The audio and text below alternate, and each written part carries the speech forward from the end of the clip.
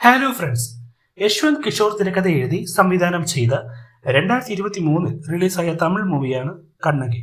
കണ്ണകി എന്ന തമിഴ് സിനിമ 4 സ്ത്രീകളുടെ ജീവിതത്തെയും അവർക്ക് സമൂഹത്തിൽ നേരിടേണ്ടി വരുന്ന വെല്ലുവിളികളെയും വ്യക്തിപരമായ പോരാട്ടങ്ങളെയും ചുറ്റിപ്പറ്റിയാണ് കഥ പറയുന്നത്. അമ്മു അഭിരാമി അവതരിപ്പിക്കുന്ന കലൈ യാഥാസ്ഥികമായ പ്രതീക്ഷകളുള്ള ഒരു സമൂഹത്തിൽ വിവാഹാലോചനകളുടെ സങ്കീർണതകളിലൂടെ കടന്നുപോകുന്ന ഒരു യുവതിയാണ്. വിദ്യാ പ്രദീപ് അവതരിപ്പിക്കുന്ന നേത്ര ഒരു വിവാഹമോചന കേസിലാണ്. ഭർത്താവും വീട്ടുകാരും വന്ധ്യതയുടെ പേരിൽ അവളെ കുറ്റപ്പെടുത്തുന്നു.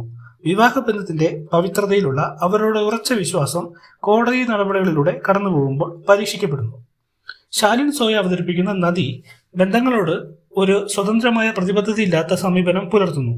പരമ്പരാഗതമായ വിവാഹമെന്ന ആശയത്തെ അവൾ നിരാകരിക്കുകയും കൂട്ടുകെട്ടുകൾ മാത്രം മതി എന്ന് തേടുകയും ചെയ്യുന്നു.